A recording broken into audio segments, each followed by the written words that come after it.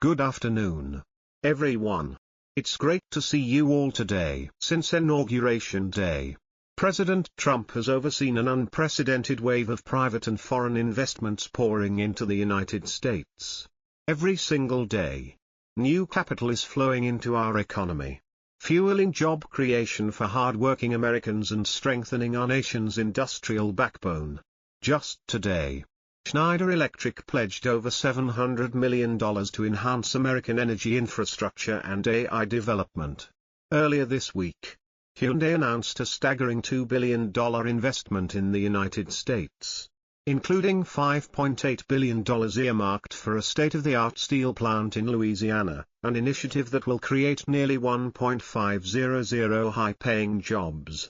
President Trump's leadership is restoring America's status as a global manufacturing powerhouse. Yesterday, in a powerful display of patriotism, President Trump honored 21 of our nation's most heroic individuals, recipients of the Medal of Honor, marking National Medal of Honor Day with a deeply moving tribute to their bravery and sacrifice. The president also took decisive action to protect the integrity of American elections, signing a historic executive order to bolster voter citizenship verification and prohibit foreign nationals from interfering in U.S. elections.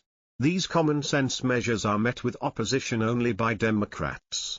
Yet they remain crucial to ensuring that the American people can trust in the democratic process. Thanks to President Trump's leadership, confidence in our elections is being restored. Later today, in the East Room, President Trump will commemorate Women's History Month by celebrating the exceptional achievements of women across the country, including the highly skilled and accomplished women serving in his administration and cabinet. Additionally, at 4 p.m., the president will hold a press conference in the Oval Office to announce new tariffs on the auto industry. I'll leave the details of that major announcement to him. Unfortunately, while this administration works tirelessly on behalf of the American people, the mainstream media remains fixated on a crumbling, sensationalized narrative from the failing Atlantic magazine. Here are the facts. The National Security Advisor has taken full responsibility for the situation in question, and both the National Security Council and the White House counsel's office have confirmed that they are thoroughly investigating how a reporter's number was mistakenly included in a messaging thread.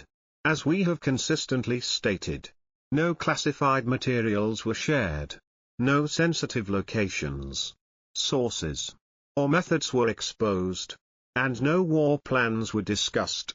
Even the Atlantic itself has had to admit that their own reporting validates our account. If this story proves anything, it's that Democrats and their allies in the media have mastered the art of fabricating and disseminating misinformation.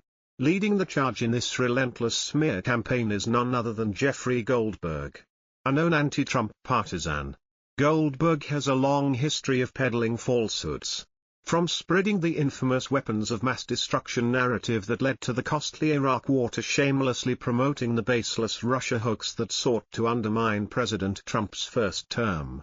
He was also behind the debunked suckers and losers hoax intended to aid Joe Biden in the 2020 election and another manufactured scandal involving Gold Star families in 2024 to benefit Kamala Harris.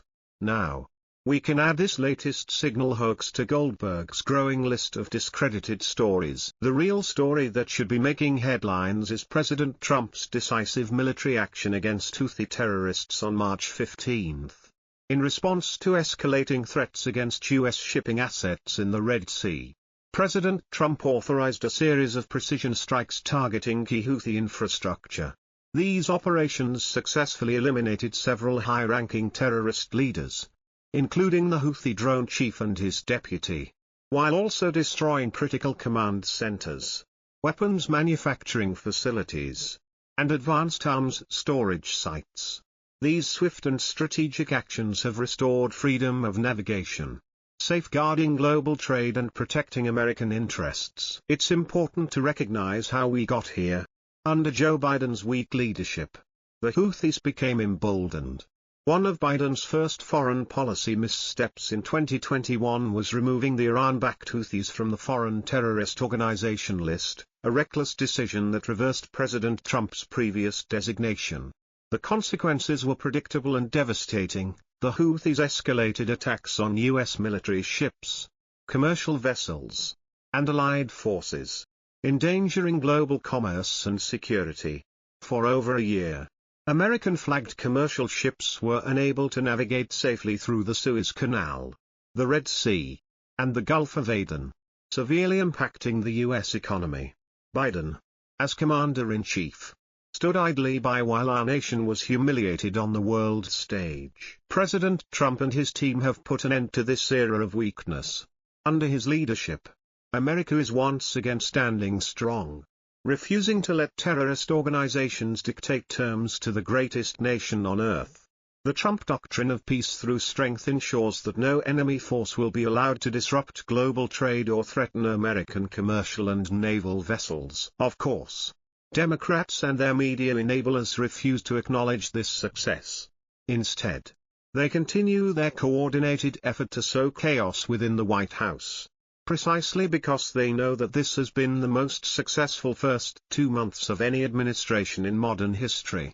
We will not be deterred by their bad faith criticisms. Consider the hypocrisy of figures like Senator Mark Warner, who has feigned outrage over the use of Signal, an approved encrypted app, while conveniently ignoring the fact that he himself used Signal to liaise with a lobbyist for a Russian oligarch in connection to the now discredited Steele dossier.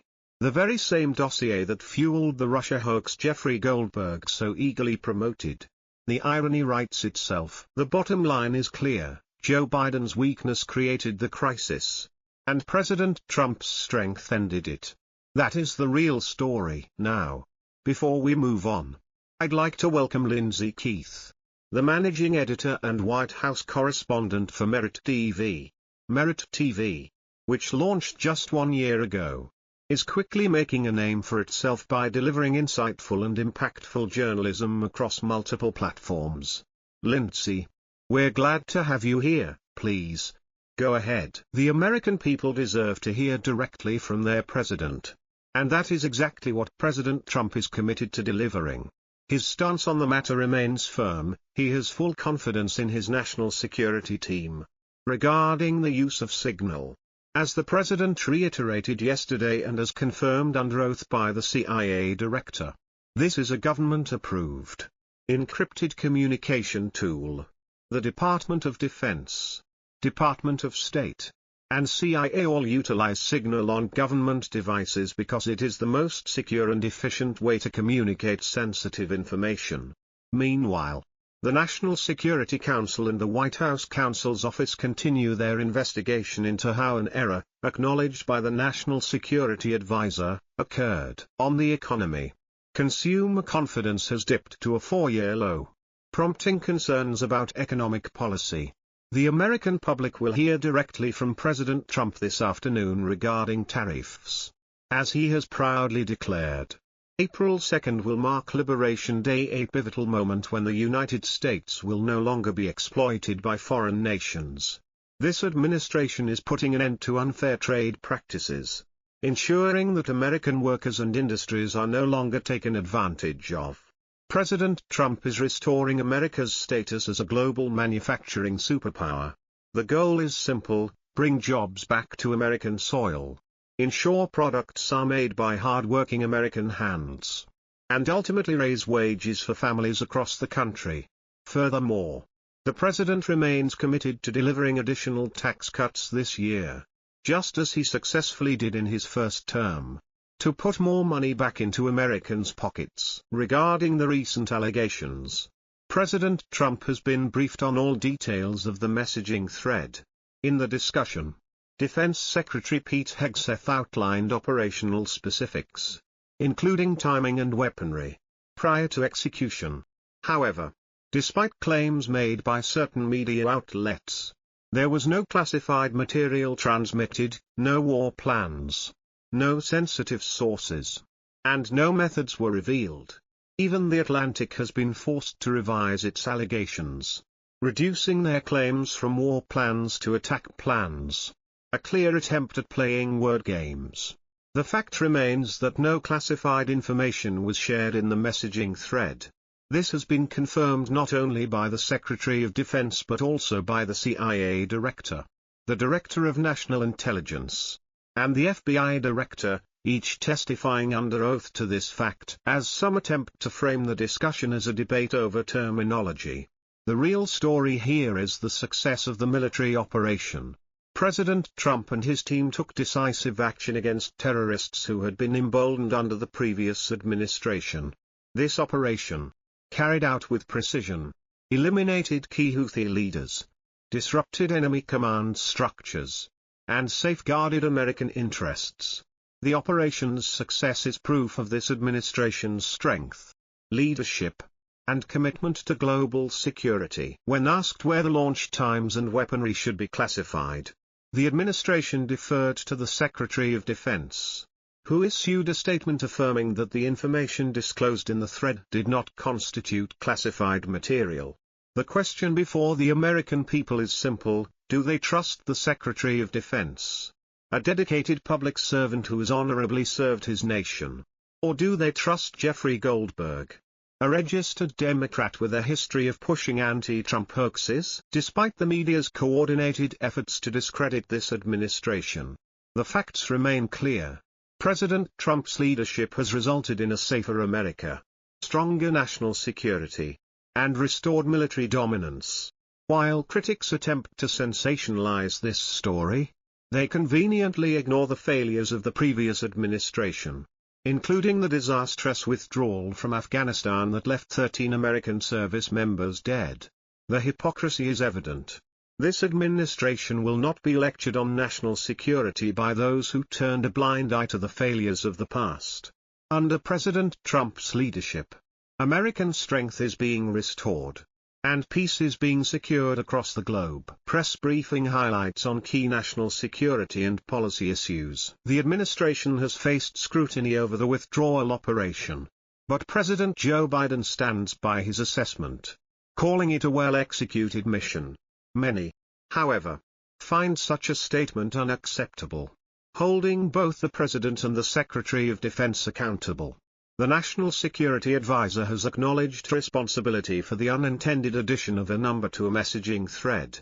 But the administration remains unwavering in its commitment to national security, global stability, and the safety of U.S. troops. A deliberate leak to embarrass the administration. When asked whether the release of certain messages was a deliberate attempt to embarrass the administration, officials maintained their stance.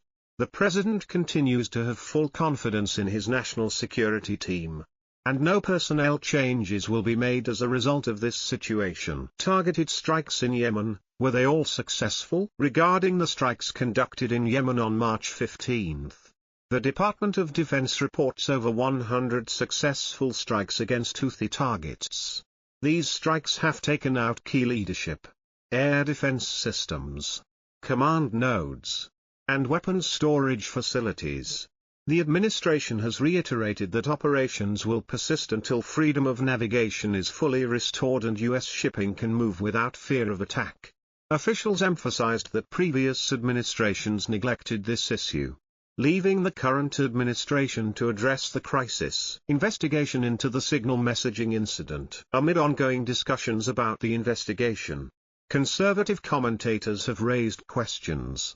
Congressman Mike Waltz reportedly consulted Elon Musk to trace how journalist Jeffrey Goldberg's number was included in a classified chat. The investigation is being led by the National Security Council and the White House counsel's office, with Musk's technical team assisting in uncovering any vulnerabilities. The administration asserts that accountability measures are in place to ensure such an incident never happens again. Misleading the president. When asked if the president felt misled after reviewing messages indicating the exact timing of airstrikes, officials reiterated their previous response. The president maintains the same confidence in his team as he did before. U.S. frustration over European responsibility in maritime security. A message from the vice president expressing frustration over Europe's lack of action in policing critical waterways has sparked discussion. The president has publicly agreed with these sentiments.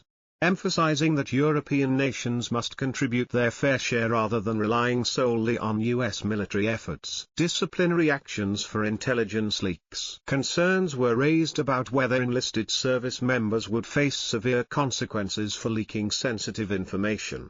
Whereas certain officials appear to receive leniency, the administration, however, declined to address this concern further, stating that they have already answered the question multiple times. Election integrity and future measures. In response to questions about election security, the administration reaffirmed its commitment to election integrity through a newly signed executive order.